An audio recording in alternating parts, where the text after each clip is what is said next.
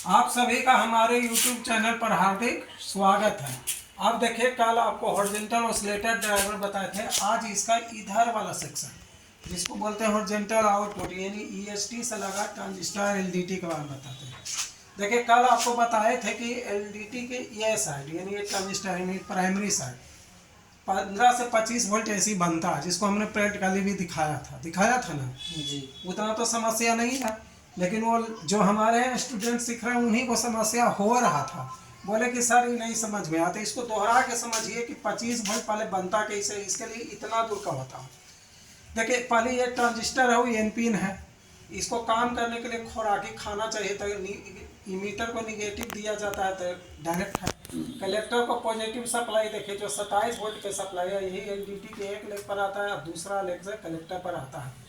Supply तो मिल गया, अब बेस को सप्लाई या सिग्नल चाहिए, तो यही सप्लाई और सिग्नल देने का काम ये IC करता है। IC के पिन नंबर 17 पर सिग्नल, 17 पर 8 वोल्ट की सप्लाई आता है, इसी पर ये IC ऑन होता है और एक सिग्नल बनाता है जिसका मान होता है 15,625 सर्किल प्रति सेकंड का।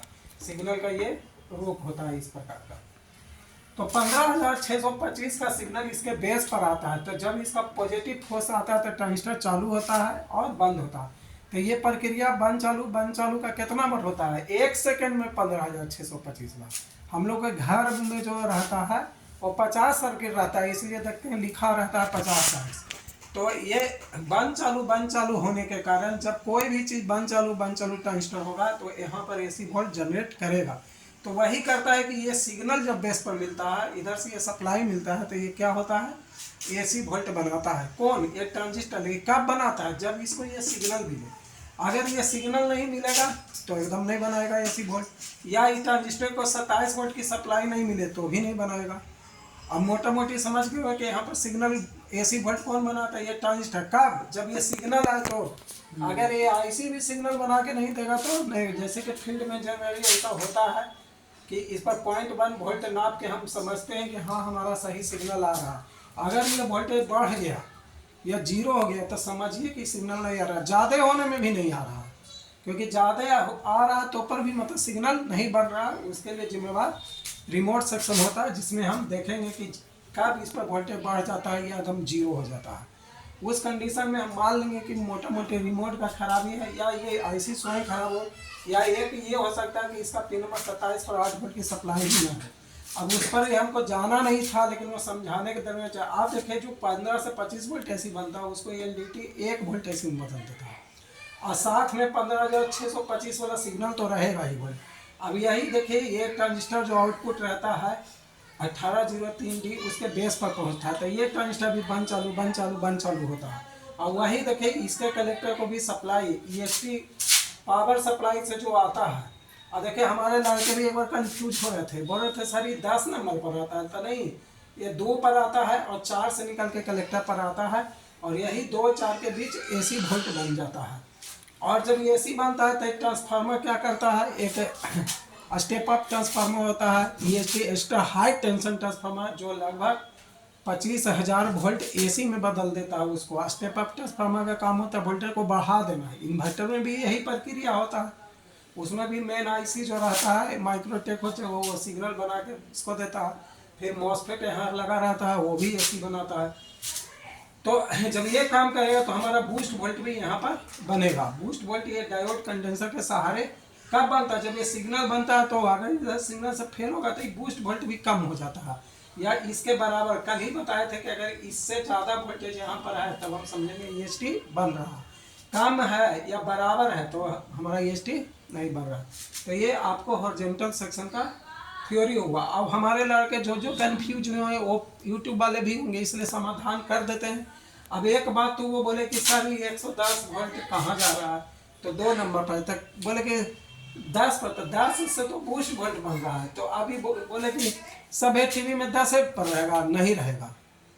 दूसरा किट में दूसरा पर रहेगा। आप पकड़ेंगे कैसे? जय बोले लगे तो डायोड कंडेंसर से पकड़ेंगे क्या? सब TV में, कलर TV में पावर सप्लाई है जो 110 वोल्ट पिन नंबर 2 पर आएगा, कोई ज़रूरी नहीं है। वो तो आपको सर्किट और ट्रेस करके पकड़ना होगा, दूसरा पर भी आएगा।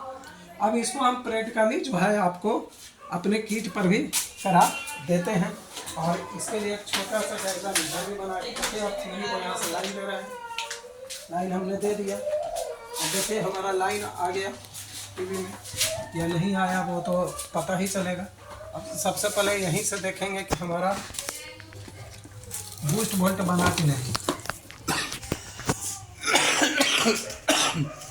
अब देखिए हमारे लड़के तो उधर देख रहे हैं स्क्रीनमा पर, लेकिन हम स्क्रीन पर नहीं देख रहे हैं।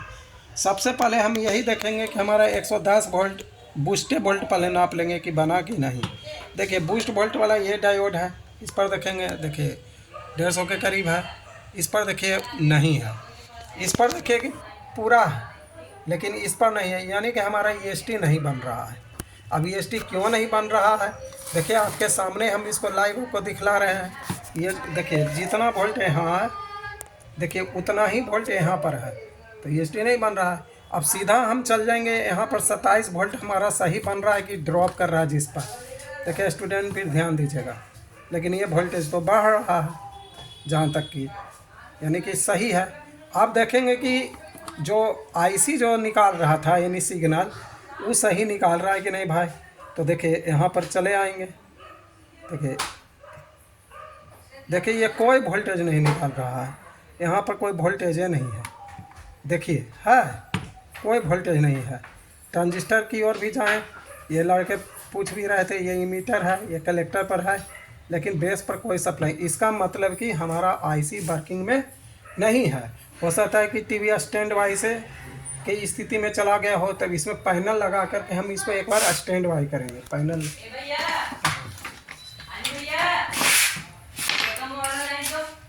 पैनल लगाइएगा फिर इस कंडीशन में सबसे पहले, क्योंकि आपका है जो कि कोई वोल्टेज आउट नहीं कर रहा है ये IC। पहले पैनल ही लगा लीजिएगा। पैनल का जगह देखिए यहाँ पर रहता है, ये 2 पिन वाला इसी में लगा दीजिएगा। ये पैनल का रहता है, ये दोनों स्पीकर का रहता है। चलिए देखिए, आप देखिए हमने जो कि पैनल लगा लिए, इस प्रकार का आजकल पैनल देता है। इसके बाद है जो कि इसको लाइन हम फिर से दे रहे हैं, लाइन दे दिए यहाँ से। अब देखिए यहाँ पर हमारा लाइन आ गया। अब बटन दबा कर स्टैंड बाई करने का प्रयास करेंगे।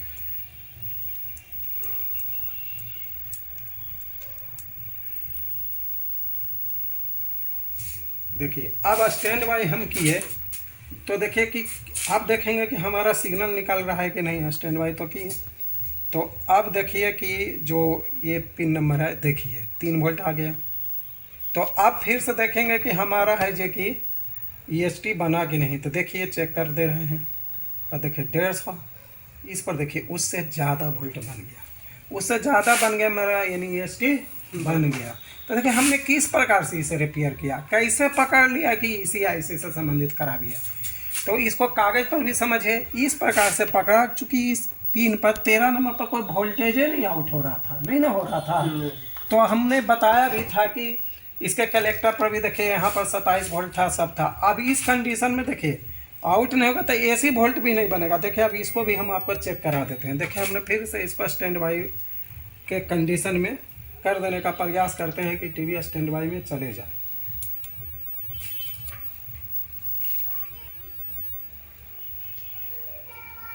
अब देखिए स्टैंड बाई में जाएगा या नहीं जाएगा, इसका कैसा चक्कर है, कोई दूसरा चीज़ खुला हुआ है इसलिए नहीं जा रहा है।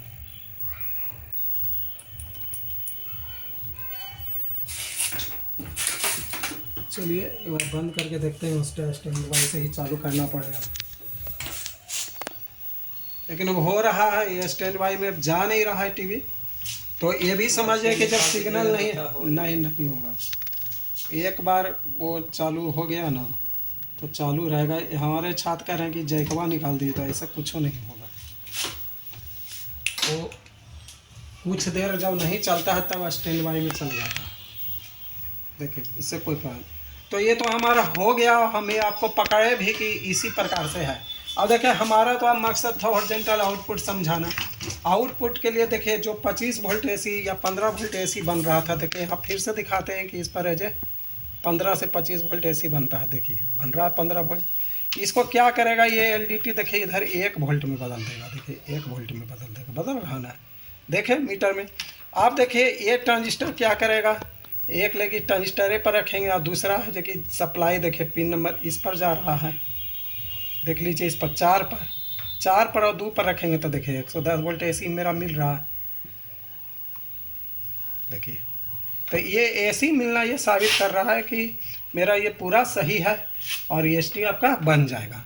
तो इतना ही समझना है। अब देखिए लगे हाथ इसमें आपको एक चीज़ और बता देते हैं कि जो क्वेश्चन छात्र की है, अब छात्र कोई ये करते हैं कि सर हम कैसे समझे कि 110 वोल्ट किस पर जा रहा है। तो देखिए पावर सप्लाई में आपको पकड़ना पड़ेगा कि 110 वोल्ट कहाँ से आ रहा है। देखिए यहाँ से जा रहा है। अब सब टीवी में कोई ज़रूरी नहीं है कि इसी से जाए, कोई में 110 वोल्ट यहाँ भी डायोड लगा कर, तो वो तो आपको पकड़ना होगा, कंडेंसर से भी नीचे से पकड़ सकते हैं। तो ये प्रिंट को अपने से देखे जा रहे हैं तो यहाँ से लग करके इस पर जा रहा है, तो इस पर जा रहा है। जो भी है 1 2 3 4 पर, तो सब टीवी में 4 पर जाएगा ऐसा नहीं होगा। बूस्ट वोल्ट कैसे खोजेंगे, जिस पिन से एक डायोड कंडेंसर रहेगा वही बूस्ट वोल्ट वाला लकीर है। और आगे पढ़िएगा तो और भी आपको समझ में आएगा कि वीडियो सेक्शन में भी बूस्ट वोल्ट जाता है, उससे भी पकड़ेंगे। तो इस प्रकार से आप टीवी का रिपेयरिंग बहुत अच्छी तरह से कर सकते हैं समझ करके। जो हमने बताया 2 पार्ट में हमने हॉरिजॉन्टल सेक्शन समझाया है। और आपको योक कॉइल का कनेक्शन ज़्यादातर लोग जानते हैं, लेकिन समझा देते हैं कि जो योक कॉइल होता है, देखिए जो ट्यूब के गर्दन में घुसा तो आगे देखिए 3 खुट्टी वाला रहता है, पीछे 2 वाला रहता है। तो 2 वाला को जा करके जोड़ना है। देखिए कहाँ 3 गो वाला पर, देखिए ऊपर से 3 खुट्टी रहता है, यानी बीच में गैपिंग लिए हुए रहता है इस पर। और जो 3 गो वाला है देखिए जो आगे है 3 गो, उसको 2 गो पर कनेक्शन करना है। ये अगर उल्टा हो जाता है, पिक्चर उल्टा आ रहा है तो इस तार को उल्टा पुल्टा कर दीजिए, नहीं ब्लू वाला लाल पर, लाल वाला ब्लू पर कर दीजिए। मैकेनिक सब जानते हैं, हम नए स्टूडेंट ही नहीं जानते। तो आशा नहीं बल्कि पूर्ण विश्वास। हालांकि हम एक बार यूट्यूब पर अपने स्टूडेंट से पूछते हैं, चलो तुम्हें कुछ पूछना है तो पूछ लो। एक ये पूछ रहे थे एक बार कि हॉरिजॉन्टल ऑसिलेटर ट्रांजिस्टर के तार कल कई बार बताइए कि यहीं पर है। भाई फिर से इन्हें बता देते हैं, वो ट्रांजिस्टर का यहाँ पर ये बेस है लगा हुआ, ये कलेक्टर है, नहीं सॉरी ये इमीटर है, ये कलेक्टर है, ये बेस है, आउटपुट ट्रांजिस्टर है। हाँ नहीं तो आप किट को पलट करके भी समझ सकते हैं, एलडीटी के पास ही वो होगा। देखिए एलडीटी है, इसी के पास जो ये ट्रांजिस्टर है यही वो है। दूसरा वाला वो बड़ा का रहता है, जो इस पर देखिए कसा हुआ है, ये बड़ा वाला कसा हुआ है, वो बड़ा साइज का रहता है। आउटपुट ट्रांजिस्टर बड़ा होता है, वो गर्म भी होता है, इसलिए हीट सिंक पर कसा हुआ रहता है। यही 2 इसको आउटपुट कहते हैं, इसको ड्राइवर या ड्राइवर कहते हैं। ऑसिलेटर सेक्शन तो आईसी के अंदर ही होता है। तो इनको हमने बता दिया, इन्होंने अब कोई क्वेश्चन नहीं कर रहे हैं, इसलिए मैं अपने वीडियो को यहीं पर समाप्त करता हूं। अगर आपको हमारा ये प्रयास अच्छा लगता है तो हमारे चैनल को सब्सक्राइब कीजिए। और इस पर अब वीडियो और रिमोट सेक्शन भी हमारा बन के पहले से डला हुआ है। एक ही चैनल में हमारा क्या हुआ है कि इलेक्ट्रॉनिक्स और स्कूल का भी कोर्सेस हो गया है एक ही यूट्यूब पर, उसको हम जल्दी ही अलग करने का प्रयास कर रहे हैं। ऐप बनाने के पीछे लगे हुए हैं कि दोनों प्रकार के स्टूडेंट को दिक्कत नहीं हो, बजाते एकदम फोल्डर कार्ड, टीवी का अलग, एलईडी टीवी का अलग, एसी का अलग, सब अलग कर रहे हैं, स्कूल का अलग जल्दी करेंगे। धन्यवाद।